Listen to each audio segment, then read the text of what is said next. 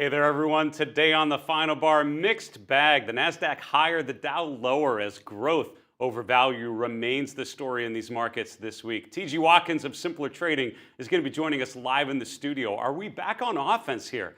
Finally, we'll focus on commodities, gold, crude oil, and elsewhere. Are they showing renewed signs of strength? Ladies and gentlemen, this is the final bar.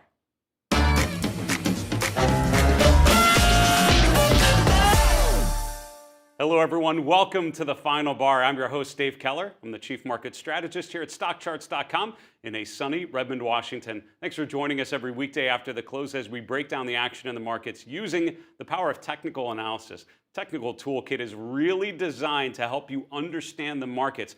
Not necessarily the why. The charts don't always illuminate why certain things are moving in certain ways, but they definitely tell you what is happening. And so often I find as investors, we get caught up in a narrative. It's what's called a narrative bias, where you get focused on a particular narrative, a particular theme or a story, and then you just assume that that is going to play out.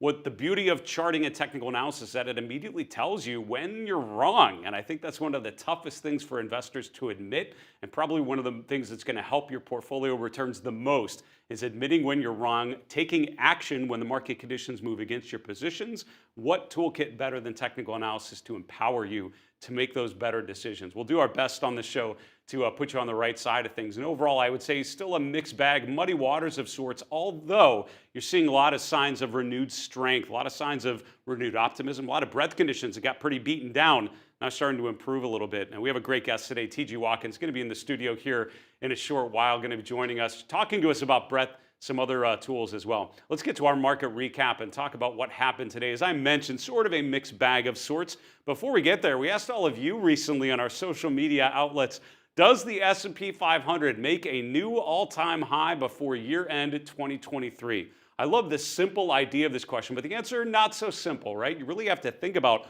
what it would take to propel the S&P to a new all-time high. That's over 4,800, if not 5,000 plus.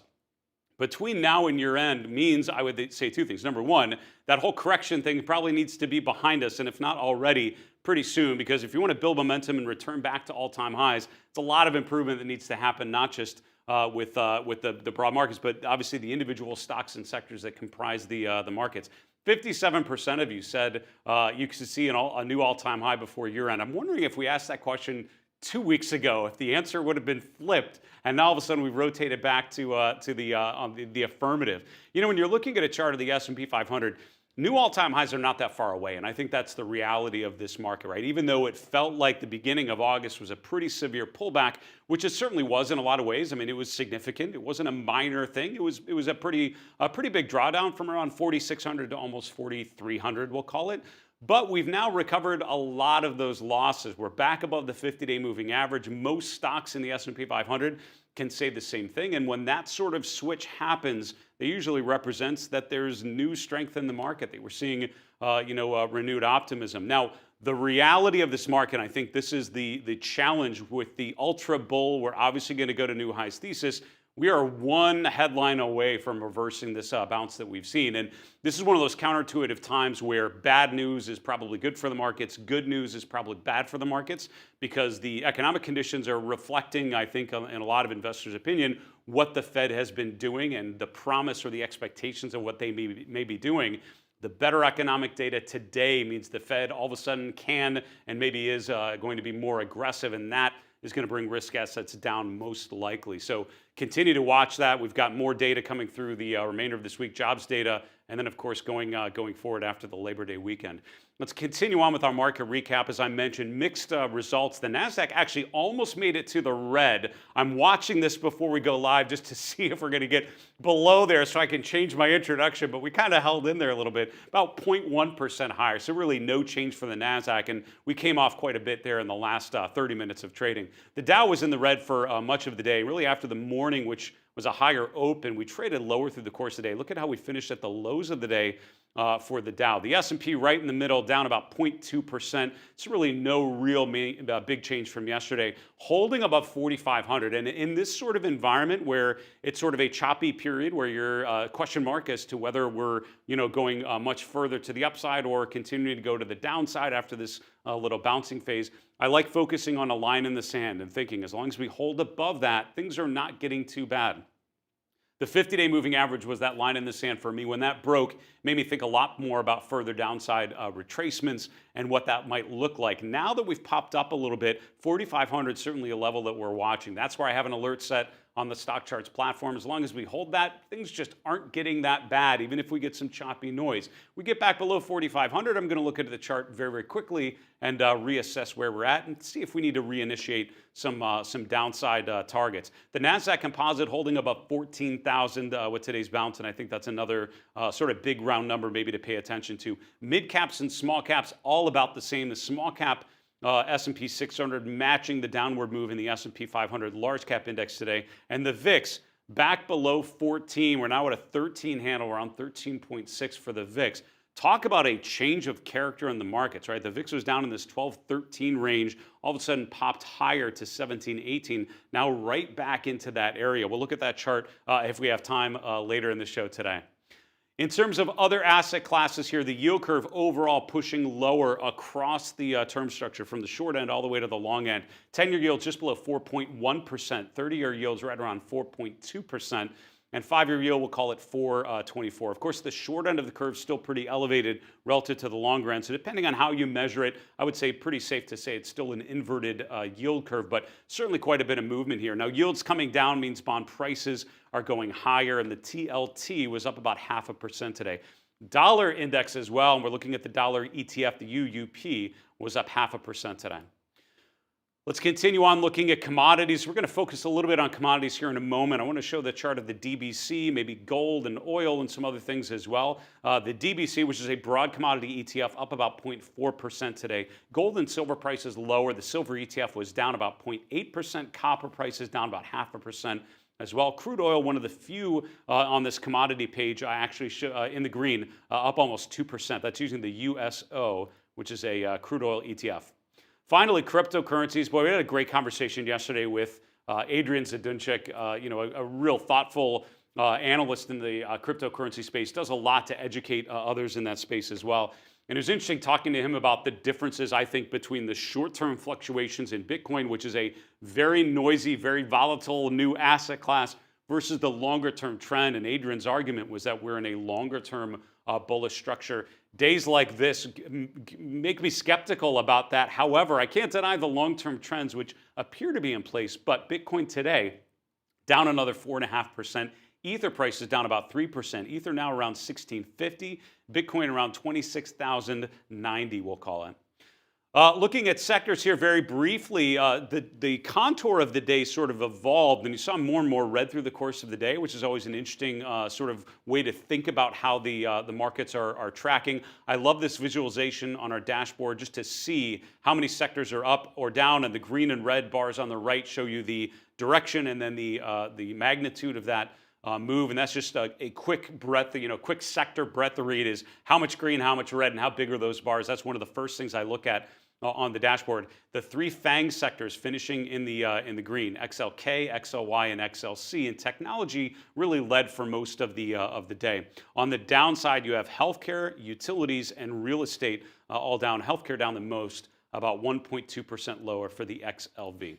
Let's look at a daily chart of the S&P 500, see how today's move sort of fits into the bigger picture. No real big change, to be honest with you. I would say the overall configuration of this market is as such. We had the big move higher, and I think May, June, July is when you start to see a lot of breadth conditions improve quite a bit. Finally, July into August is where we get that first real big pullback that we've seen since February, March, right? That was the last big retracement, about a 6-week pullback phase. This so far about a 3-week drawdown, so it reminds me a lot more of like the December 22 pullback as opposed to February, March of 23. We'll see if this is all done yet, but we've now had that bounce back above the 50-day moving average, and again, that's While that's not the world's best trading system, in my opinion, just look at where we're at relative to the 50-day. For me, that is one of those basic assessments that I do on any chart that I bring up. Is this thing above or below the 50-day moving average? Is the 50-day moving average sloping up or down? Those basic questions can, I think, eliminate a lot of the guesswork about the overall phase that a thing might be in, a chart might be in, whether or not you see the trend as being positive or negative going into the point in time that we're at. And then I think that informs your analysis about what we may be expecting next. The fact that the S&P has regained its 50-day moving average, I don't think is a minor thing. I think as long as we hold the 50-day moving average and as long as that keeps sloping higher, things are just not getting too bad, right? Things are actually holding pretty stable. If and when we break below the 50-day, if and when that 50-day starts to slope downwards, that's when I would really start to question the longevity of this rally so far. Today, not a great thumbs up bullish kind of move. In previous days, 2 days ago, we saw that big upswing where we regained the 50-day. Wasn't that type of feel. Today was sort of a backing and filling type of move. Finishing at the lows of the day is something I'm paying attention to as well. I would also point out the RSI, right, the momentum characteristics, because in a bullish phase, the RSI rarely gets below 40, and it usually becomes overbought, or often becomes overbought when you have that impulse move higher. In a bearish phase, the RSI usually stalls out right around 60, and for now, that's where we see the RSI. So I'd love to see, again, my bullish hat, if I have one of those, which I do, you'd want to see obviously further improvement, but I think also the momentum improving. Conditions of breadth and momentum sort of give further weight to the fact that this is a recovery period. That's what I'd be looking at on the chart of the S&P. I think there's still plenty that could improve from here. For now, I certainly think above an upward sloping 50-day, pretty decent setup.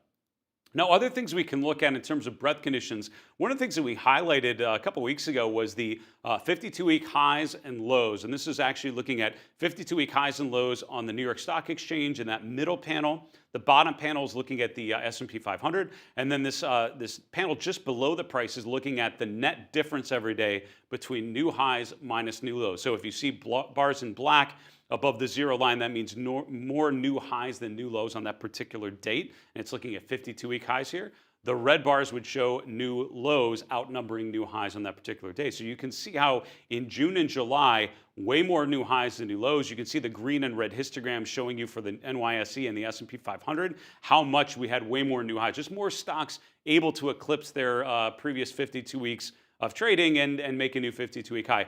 That dried up in August, and look at how quickly the green disappeared. You started to see more and more red.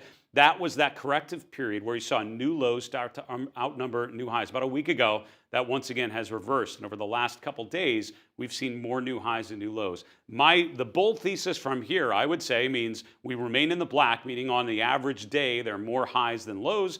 You see more green and less red, and we're starting to see that. I would need to see that continuing. I think that's why that might be an important chart to watch going into next week and beyond into September, which is a seasonally weaker part of the year. Can you have a breadth chart like this remain constructive? I think that would be a very bullish development to observe. Wanted to look at some other asset classes, particularly the commodity space. I've had a couple questions randomly about commodities, but we haven't dug into it too deeply on the show too often recently. I was noting as I was going through sort of my regular routine of intermarket analysis, how the DBC is really potentially setting up here, breaking out of a base. When I think of this chart, and this is the DBC, which is a broad commodity ETF, certainly deterioration in the second half of 2022 that really continued into the low in June, right? So while the S&P was going lower in 2022, made a low in October, and then rallied, you can see why commodities have been underperforming equities as an asset class, because the DBC continued to go lower while stocks, generally speaking, have been recovering, particularly the largest names, right, as reflected by the S&P and the NASDAQ 100. But an interesting thing has happened over the last 6 weeks for the DBC. After being below its 200-day moving average for about 8 or 9 months, we finally regained the 200-day. That took us back to the previous swing high, and the high in April, right around 2450, we'll call it. That's where we rallied up to. After we broke above the 200-day here in July, we stalled out right back at that same level of resistance. We've now pulled back to the 200-day, and we're once again right at that point. This is setting up sort of a cup and handle type of pattern. That's usually a pattern you'd see after a big rally. You'd see sort of the cup and handle, but you're seeing sort of a similar phase here. And again, I'm less concerned about the label and more concerned about what this tells you about the structure of the market. We're now testing resistance a number of times. If we can get above 2450, maybe get up to 25 plus, that would complete that rotation out of that base, tell you that the break above the 200-day was just the beginning, and we're going to further upside because we're able to eclipse a well-established level of resistance. Commodities could be setting up here for a nice breakout. Now, we've had some interesting developments in the energy sector, certainly, and other commodity-related sectors showing renewed signs of strength, particularly energy. Let's look at the crude oil chart here. Let's see, where's that one? Crude oil. What's interesting about the chart of crude, it's actually setting up very similar to the DBC, right? We had sort of that basing pattern, had this clear established range from high to low, and I think the crude oil chart is actually looking more like a rectangle sort of shape where we have a consistent level of resistance right around $83 to $85 a barrel, and then on the downside, sort of that 65 to 67 range. We've been trading around this range really since the fourth quarter of 2022. We first hit there in September, bounced out of it, and then we've been basically in this rectangular shaped area, this basing pattern, for quite some time. We've now made what appears to be a higher low, and I would say breaking above that resistance level could be really meaningful. Now, there's a little bit more resistance not too far above current levels. Around 87 will be the first Fibonacci level. So my concern on this chart is what we call overhead resistance. We're trading into a range where there has been previous resistance or where there should be expected resistance. But the setup is one that I like, and I like testing resistance, making a higher low. That often is a springboard for a new breakout. So as we go into September, again, sort of a seasonally weaker time of the year for stocks, I'm interested if you see renewed strength from commodities, particularly crude oil. Now, the chart of the GLD, kind of similar to the chart of oil in that it's testing resistance, but a different configuration because gold actually had a pretty decent start to the year. Starting in October, November, we actually rallied quite a bit. Gold was outperforming the S&P for about a 6-month period before rotating lower. And this is as growth stocks continue to go higher, gold pulling back quite a bit, bouncing off of support right around 175, 176. That was a Fibonacci level that I think is still very much a meaningful one to watch. The 200-day moving average served as support here, and now we're testing a trend line, taking the high from May, the high in July into early August. Now we're right back up to that level. So in the commodity space, I'm seeing some potential breakouts if we can power through these levels of resistance. That is the big if that I'm not quite sure we're going to be able to say just yet. Finally, and then we got to move on and move on to our guests. I want to highlight, I love highlighting classical technical patterns here. This is Micron technology in the semiconductor space. What I would say is a pretty classic example of a coil pattern or a symmetrical triangle pattern. This is where you have a run and then you have a pattern of lower highs and higher lows. That pattern is broken when you break above the upper trend line, and that is what is almost happening, not quite there, on the chart of MU of Micron. I would keep an eye on that chart going into next week to see if we see further upside potential from that name.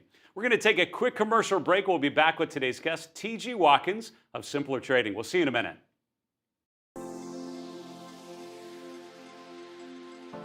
Investing is hard, we make it easy. StockCharts' technical scan workbench provides members with the tools to instantly find opportunities in the stock market. Run your scans on over 50,000 symbols in our database to help streamline your investing workflow. Using custom scans enables you to find new trades and investments in seconds. Predefined scans let you access our extensive collection of pre-built bullish and bearish technical scans. See what's moving the markets and find essential charts to watch by following our predefined technical alerts. Predefined scans make life easy to filter the market for promising opportunities. Scheduled scans let you set any of your technical scans to run automatically at a specific time. You can choose to save the results in a brand new chart list or into an existing list from your account. When your scheduled scans run, you'll automatically receive an email with a link to the day's results. StockCharts, built to empower the modern investor.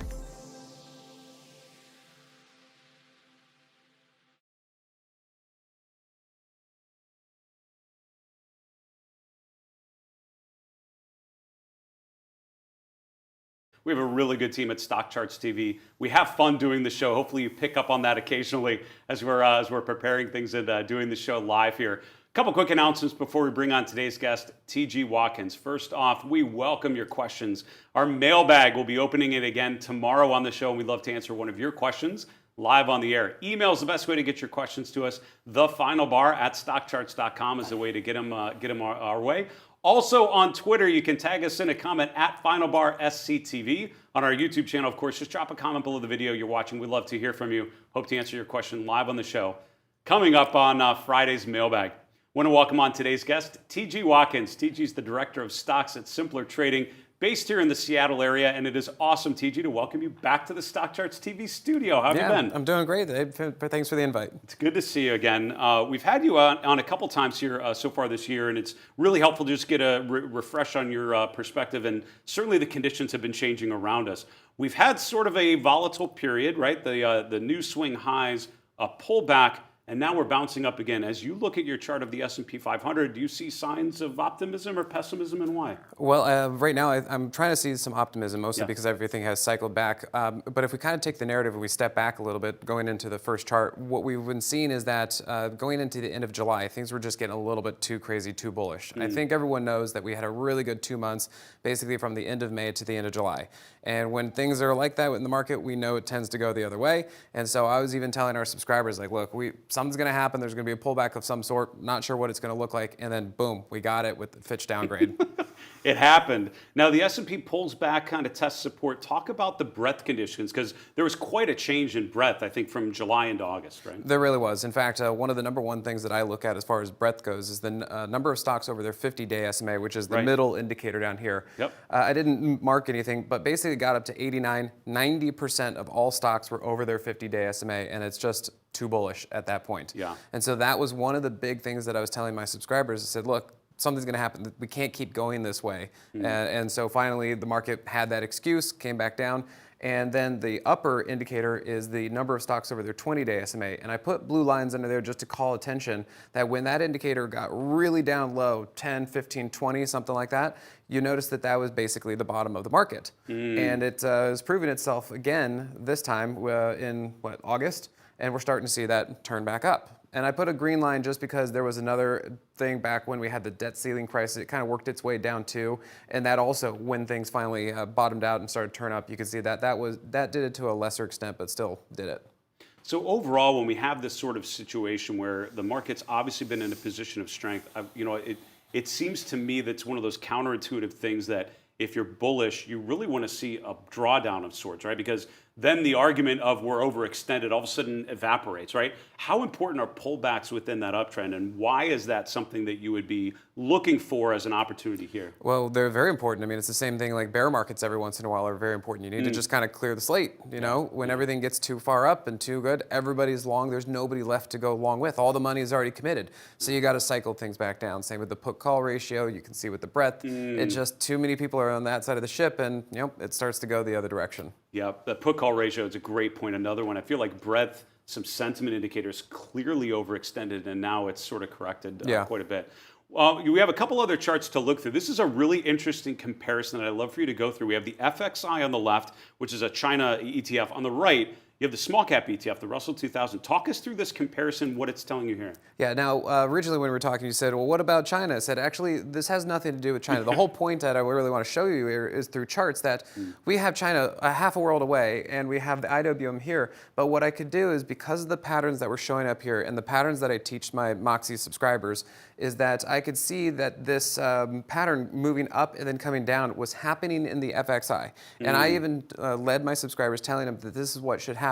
And then the FXI led the IWM by 2 days. So you could see it came up here and pulled back 2 days before the IWM did. Right. And not only was I able to describe and communicate this to my subscribers, I was able to then say that also the IWM is going to do basically the same thing because they are in exactly the same pattern and setup and structure. It's a great, I think, illustration of maybe the universality of technical analysis, right? I mean, it really is agnostic in terms of what tickers you're looking at. As long as it's a liquid, freely traded thing, these patterns are sort of repeated. Yeah. Can you talk to particularly, I think at the bottom, it's your Moxie indicator. What does this reversal tell you about the conditions here? Well, two things. I'll just say one, that my subscribers, I love it. They take my indicators and tools, and then they actually kind of learn it on their own, and they actually bring things back to me. And they've said that sometimes the most important thing is when the Moxie indicator goes from red to green, which is right at the bottom of this, and that kind of helps initiate the first kind of move. Got Now it. that's something, but what I teach as far as like the proper Moxie indicator situation is we're looking for divergences. Okay. And right now there are no divergences. You can see that price went down and the indicator went down, and then price went up and the indicator went up. Right. They followed each other. So what I want to see is on this next pullback with the FXI, with IWM, the Dow, I mean everything, if it pulls back, I want to see price come down, but I want to see higher lows with the Moxie indicator. I want to see some sort of divergence. Right. And that's going to set us up for what I call the second move, and that's going to be the pullback into strength. And if it holds, that's going to be the next thing that should set us up and go. Now, if it doesn't hold and this pullback continues to pull back and get weak, well, then there's no setup and things continue to be weak and it falls apart. But I'm looking for the side of strength, and I'm just looking for verification of my setups. Very, very interesting. All right, your third chart is looking at the small cap ETF, the Russell 2000, some different time frames, a little more big picture. Set the stage for us. What are we seeing here? Well, we're looking here at the monthly and the weekly, and I just happen to be focusing on the IWM, mostly because as a stock trader, I look for things that are going to give me a lot of alpha. I want something that moves a lot, and it's fun to play the small caps as far as that goes. And I think we have a lot of fresh opportunities.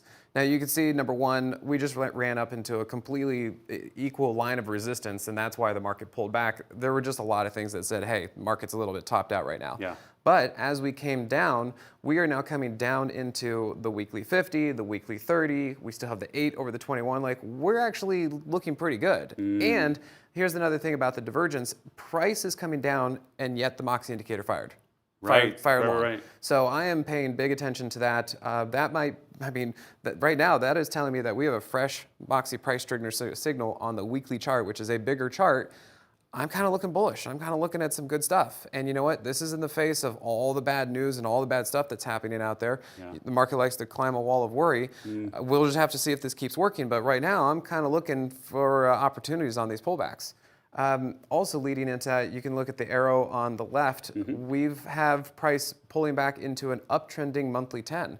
And if we just talk about what is the overall trend, and I've been saying this for months when we had this bear market, look at the SPY, look at the NASDAQ. When these indexes can get over their monthly 10, and if they hold, we're in an uptrend. Right. And we are just now starting to see that with the IWM. The IWM took twice. You can see it got over the 10, failed it the first time. Yep. But now we're here again, and it's looking pretty promising. We're at the last day of the month. Those two bars are now closing over the monthly 10. Until that changes, I'll have to argue for the bullish side. It's so interesting when you think about the structure of the markets here in 2023. For such a strong market, if you didn't see these charts and were asked, how do you think small caps are doing? My initial response would be probably pretty good, because we're in a risk-on environment. It hasn't been the case because it's been led by sort of the dominant, mega cap growths. How important do you think it is that small caps really break out from here, and why do you see that as an opportunity? I think it's important because it shows that risk is coming back on, that people are willing to put money in, that we're actually starting to regain a trend. It's taken so long. I mean, we've been in over a 2-year bear market. I mean, we had a year where all of them went straight down. Then we had a year of them going sideways. And then honestly, January to May, we've seen them kind of start to move up a little bit, break out a little bit, and now this pullback. And I think this pullback might have kind of startled a few people. We saw like Palantir and some other names go up a big and come down just as hard. And if they can start to find their footing, I think we're going to go back up again. And that's kind of what I'm trying to watch in through here. When we're looking at a chart of the S&P 500, I'd love to. I can't disagree with your point, and thinking about small caps above their 10-month moving average makes a ton of sense. I love that simple comparison. Is this a thumbs up or thumbs down? It certainly seems to be a thumbs up. What would happen on this chart for you to say, okay, this is no longer a recovery phase? Things are really starting to get dire. Is there something in your toolkit, using the Moxie indicator, for example, that would tell you, okay, this is time to be more risk off? Or is there a particular level that you would be eyeing on the S&P or something that would tell you to get more defensive than you are now? Well, for the S&P, it's not going to be a particular level. It's going to be how does it interact with the moving averages. And right now, we do have the hourly 50 below the hourly 200. So near term, we're in a downtrend because the 50 is below the 200. Yeah. We are right now trying to get it chopping around and figure itself out. And if eventually, over the next few days, we can get the 50 back over the 200, we should be bullish again. But if this move that we had up this week starts to roll over again, and we see that price can't get past the 200, and we see the 50 still stay underneath the 200, well, then that downtrend is going to persist, and there's not going to be much to work with. So it's really kind of that's the lowest time frame chart on the hourly with the S&P that I can tell whether we're going to really start something new or if it's going to keep failing. Beyond that, it's going to be the same thing with the daily chart. If price stays underneath the daily 50, it's going to have some troubles. Yeah. But if we can get back over the 50, stay over the 50, then we're up again. We only have about a minute left, but I'd love to ask you, and I'll explain why I'm asking about this particular name in a moment. When you're looking at a chart like Alphabet, it strikes me that if you didn't know what was happening in the world around you, it seems pretty constructive. But there's always an argument to be made after something's had a run like this, it's overextended, why would you want to chase it? How do you approach a name like this? It already has been in a pretty good run, but seems to be setting up still pretty well. Is this something you would be continuing to go after? Would you put new money in a name like this, generally speaking, or no, and why? Yeah, just looking at this chart, I would call attention to what I believe is the 50 SMA, and the fact that you can see that even on the times it had the straight up move, what did it do? It consolidated a little bit of a flag back down to the 50, bounced off the 50, then did another little flag and continued to bounce off the 50. It's actually doing a fairly good job staying in an uptrend, and there's really nothing to argue about this thing until it changes. Until it stops going up, right? Yeah.